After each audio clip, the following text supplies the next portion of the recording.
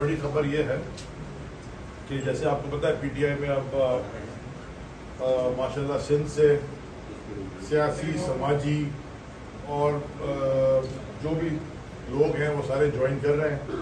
तो मैं आज मुझे खुशी है कि आज मैं शहाब इमाम साहब को तहरीक इंसाफ की सफ़ों में वेलकम करता हूँ। शहाब भाई 13 साल पहले उन्होंने ब्यूरोक्रेसी से रिटायरमेंट ली थी, उसके बाद अपनी प्रैक्टिस करते हैं, लीगल प्रैक्टिस, और बड़ी अच्छी माशाल्लाह प्रैक्टिस है, तीनों हाई कोर्ट्स में कर रहे हैं। और इससे पहले इनका ताल्लुक एनपीएम से था और उनका पीछे लीगल विंग वगैरह सब पीछे देखते थे। तो जैसे कि आपको पता है पिछले हफ्ते जो उनकी डॉक्टर्स की टीम ने तहरीक इंसाफ में शमूलियत की। उस दिन प्रेस कॉन्फ्रेंस नहीं कर सके, लेकिन उनकी शमूलियत की खबर टीवी पे चली थी। शहाब, क्योंकि मैंने आज प्रेस कॉन्फ्रेंस करनी थी और ख़ास तौर पे शहाब भाई के साथ बैठक करनी थी, तो मैं शहाब भाई आपको वेलकम करता हूँ।